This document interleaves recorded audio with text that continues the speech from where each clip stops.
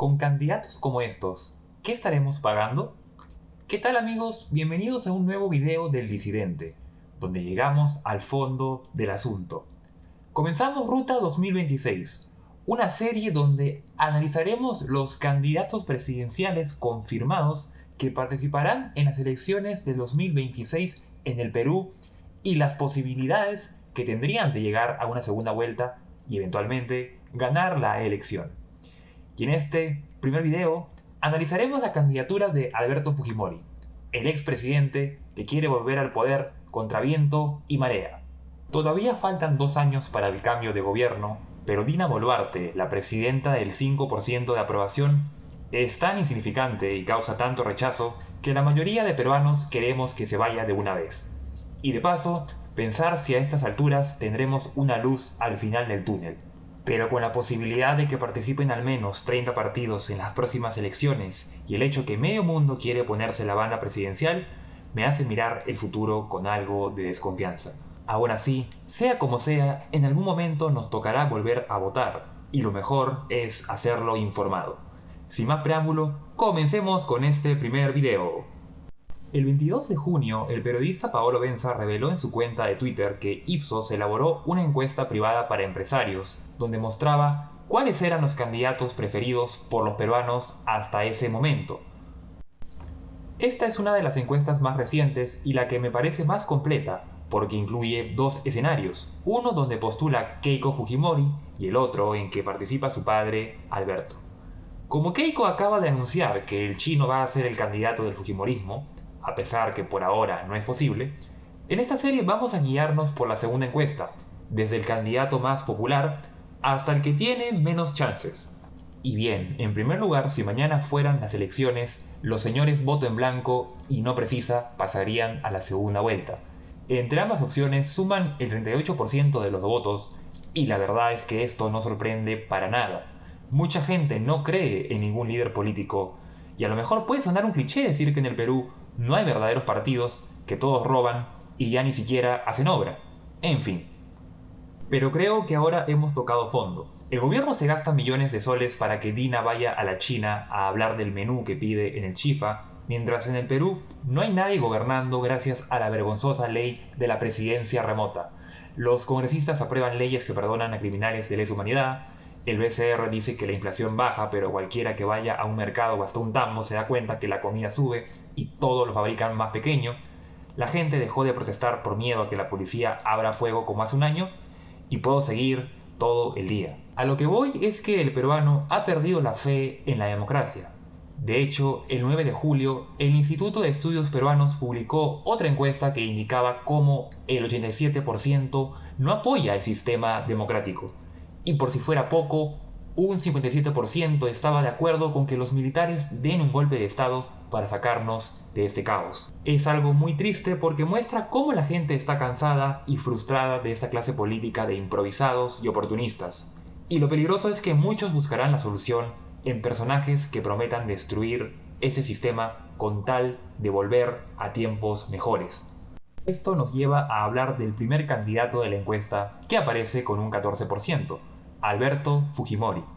El expresidente no lleva ni un año desde que recuperó su libertad porque supuestamente estaba muy enfermo. Y desde entonces no ha parado.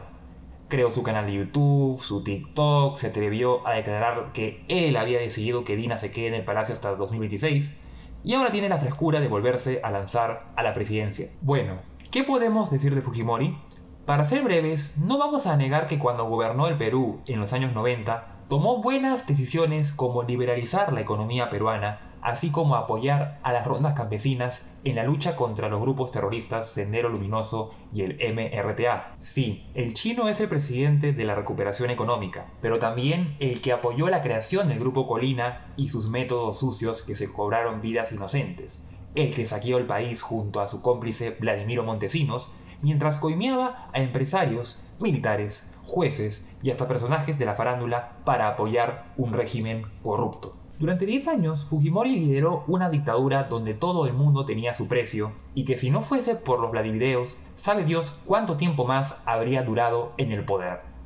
Y en cuanto a su candidatura, como dijo el abogado Luciano López en RPP, Cuando PPK indultó al chino en el 2017, le perdonó el tiempo que pasó en prisión, pero no los cargos que tenía en su contra, entre ellos su responsabilidad en las masacres de Barros Altos y La Cantuta. Y por si fuera poco, la Constitución de 1993, aprobada durante su gobierno, establece que las personas que han sido sentenciadas por delitos dolosos no pueden postular a cargos públicos.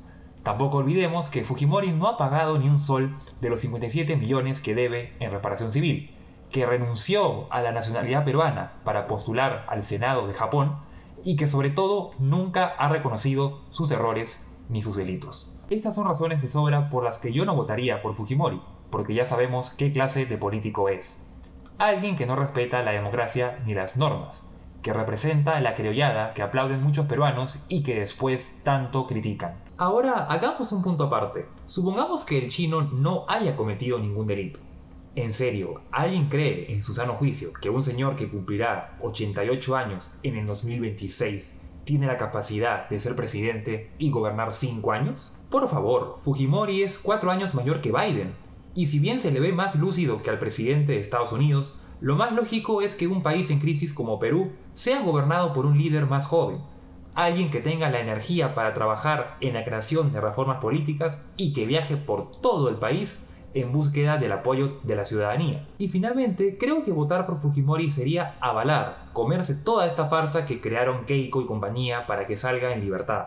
Todo este cuento de que era un enfermo terminal y víctima de una venganza política únicamente tenía un objetivo: buscar la revancha de la familia Fujimori y recuperar todo lo que perdieron en el 2000, a expensas de todos los peruanos y del futuro del país. Habiendo dicho esto, y suponiendo que mañana, en un mes o el año que viene, el Congreso tome el control del Jurado Nacional de Elecciones y cambie las reglas para que Alberto Fujimori pueda postular, vamos a preguntarnos: ¿qué posibilidades tiene Fujimori de pasar a la segunda vuelta? Bien, ahora volvamos a la encuesta de Ipsos que vimos al inicio.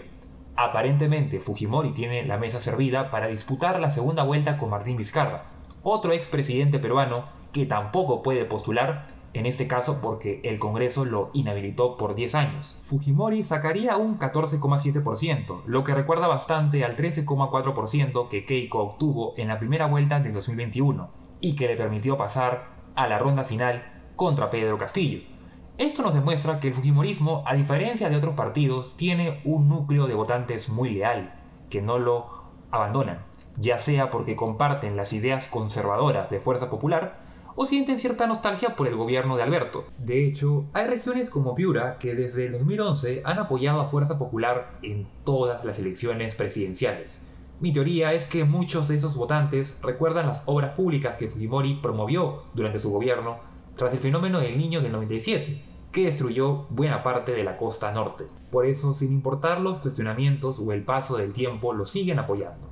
Hay que destacar también que el Fujimorismo ha sido apoyado históricamente por grupos empresariales, pero creo que esta vez, habiendo tantos candidatos de derecha, se decantarán por personajes que no estén tan gastados o sean novedosos como Hernando de Soto o Carlos Añaños, por decir dos nombres. Aunque si el chino pasa a una segunda vuelta con un candidato de izquierda, es obvio que los empresarios lo apoyarían sin dudarlo y veríamos un escenario muy parecido al de 2021, con una campaña totalmente polarizada entre dos opciones radicales. Ahora bien, ¿Fujimori tiene opciones de ganar?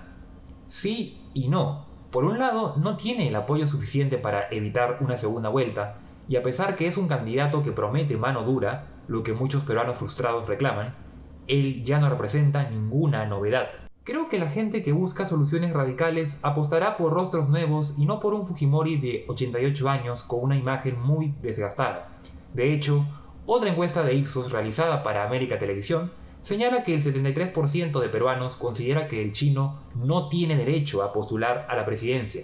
Así que queda claro que mucha gente quiere pasar la página y dejar a este señor en los libros de historia. Eso sí, hay un peligro muy importante y es la fragmentación del voto. Si aparecen 30 o 40 candidatos para escoger, esto beneficiaría a Fujimori, porque como dijimos antes, él sí tiene un voto leal.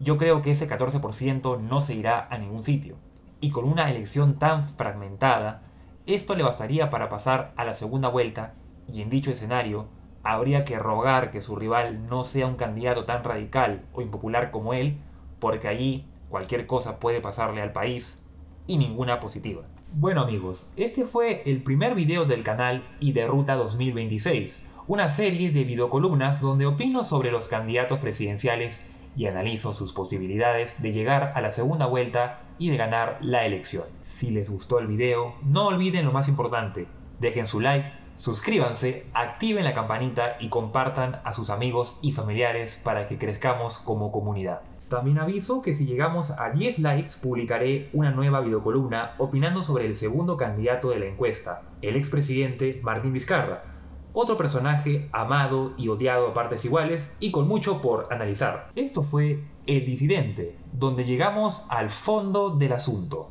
Hasta la próxima.